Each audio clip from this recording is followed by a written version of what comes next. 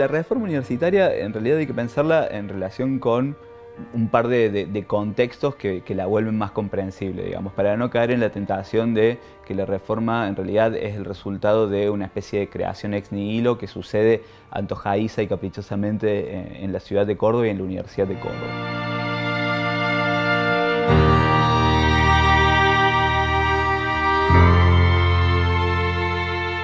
La primera tentación en que hay que evitar caer es que en realidad la reforma universitaria, como decía antes, sucede en una universidad que es monolíticamente tradicional y monolíticamente conservadora. Lo primero que uno encuentra cuando se acerca al año 1918, o se acerca a pensar y a tratar de reconstruir a través de fuentes qué es lo que pasaba en la Universidad de Córdoba, lo primero que uno encuentra es que hay una especie de consenso generalizado respecto de la necesidad de una reforma de los estatutos. Un poco a partir del influjo de la reforma de estatutos en la Universidad de Buenos Aires en 1906, se puede seguir en Córdoba, por ejemplo, que aparece recurrentemente intervenciones públicas de miembros de la élite letrada local señalando la necesidad de transformaciones, de reformas, de actualizar los estatutos y demás.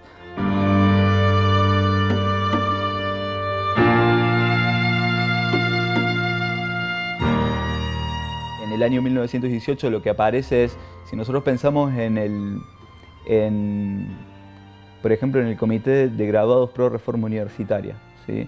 Las dos figuras centrales del Comité de Graduados son Arturo Orgaz, en cuya biblioteca estamos hoy, y Arturo Capdevila. Esas dos personas, que son las figuras más descollantes, son los oradores, y son, por ejemplo, cuando se hace una tertulia en abril, calculo, del año 18, en el Teatro Riverindarte, están los retratos de ellos. Las dos caricaturas. Están las dos caricaturas de ellos. Son las más aplaudidas. Exacto. Está, creo que la de Martín Gil y está la de Eduardo Martín de La Voz del Interior. ¿Sí? Esos tienen el peso de ser referentes de los estudiantes, tienen intervenciones que son increíbles. Está la intervención de abril del 18 cuando llega el interventor a Córdoba. Arturo Orgaz dice una cosa que es maravillosa, que a mí me gusta mucho, y creo que ya te la he dicho alguna vez, que es: hagamos de la ciudad un aula porque si no se transformará en una catacumba de imbecilidad. Es una maravilla, es poderosísima, y un poco sienta a las claras el modo o el lugar que pensaban el vínculo entre ciudad y universidad en Córdoba, ¿no? Arturo Capdevila también tiene una intervención en esos meses que también es poderosísima. Dice una cosa que es: a las casas abandonadas más les vale que estén abandonadas, que estén cerradas y con las puertas clausuradas. Así que a la universidad bien le sirve estar vacía o algo por el estilo. Pero digo, estas dos figuras que son... ¿Tienen cuántos años Capdevila y Orgaz para tienen entonces? en ese momento 28 años más o menos. No llegan a los 30 años. No llegan a los 30, son todos sub 30.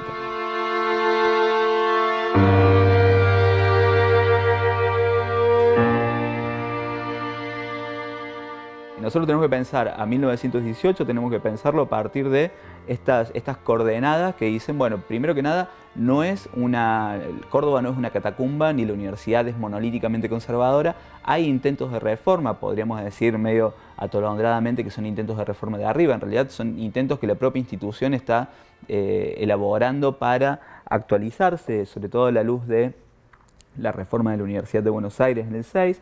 Me parece que también hay algunas figuras que son referentes centrales y que van a ser referentes centrales. Entre ellos, la figura más destacada y más descollante es Enrique Martínez Paz, que es apenas 8 años más grande que ellos. Y empieza a reclamársele a las universidades la posibilidad de que creen otra cosa o que sean otra cosa más que, como ellos decían en ese momento, una fábrica de títulos.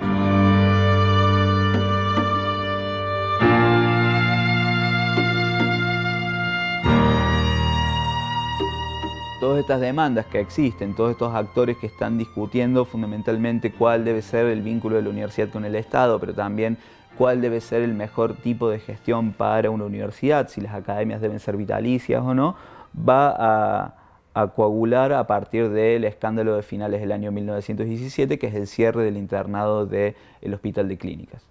Cuando se cierra el internado del Hospital de Clínicas, se alude fundamentalmente a que ha habido en septiembre anterior, septiembre del 17, una huelga, una protesta de estudiantes y que como represalia se ha cerrado el internado. Y lo que uno encuentra cuando va a los periódicos de la época son descripciones maravillosas de cómo era el internado, que era un lugar bastante horrible, parece ser. Había poco espacio, se comía mal, no había tranquilidad ni calma para poder estudiar y todas esas cosas. Por eso me parece que 1918 tiene que ser pensado sobre la base de todas estas coordenadas, ¿no?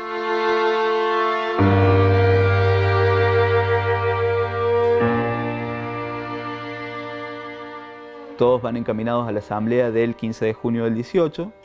En tanto, el interventor Matienzo se va a finales de mayo, deja a Belisario Carafa como vicerrector a cargo. Se encamina a la elección del nuevo rector de la universidad con los estatutos reformados y ahí sucede la pérdida de inocencia, me parece, de una parte de los estudiantes, que es, no alcanza con reformar los estatutos, digamos, porque yendo a la asamblea universitaria en la cual ellos tienen bastantes expectativas puestas, las cosas no salen como ellos esperaban. ¿Por qué?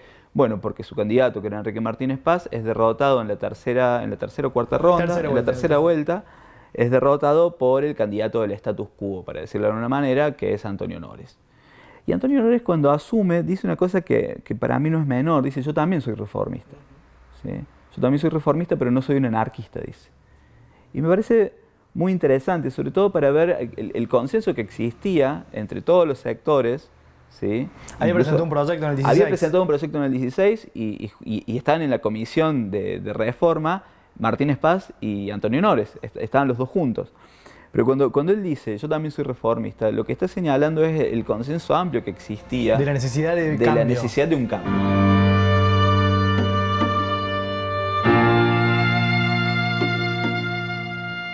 El ciclo que se abre a partir del 18 en la Universidad de Córdoba es un ciclo que es interesante y es un ciclo también que nosotros podemos pensarlo a partir de esa frase increíble de Oro Roca en el 20, creo, que dice que buscando un maestro ilusorio nos dimos con un mundo.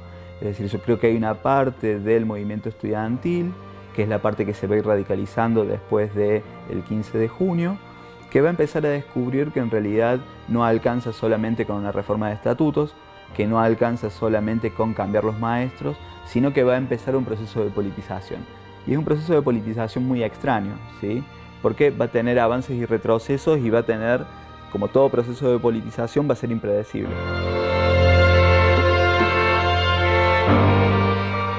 Como en 1918 nadie tenía en claro exactamente qué era un programa reformista, ¿sí? O en todo caso el programa reformista era una reforma de los estatutos, una actualización de los contenidos, una crítica respecto del peso que tenían las élites y sobre todo los sectores más viejos a través de las academias en la universidad, pero no mucho más. A medida que va avanzando este ciclo que decimos que se inicia en junio con este proceso de radicalización de estudiantes, graduados y demás, va a haber un proceso de búsqueda de un programa propio. Y ese proceso de búsqueda de un programa propio creo que va a durar todos los años 20, ¿sí? Y ahí un poco creo que van a empezar a recortarse algunos contornos que nos van a sonar o nos van a ser mucho más familiares cuando hablamos de reforma.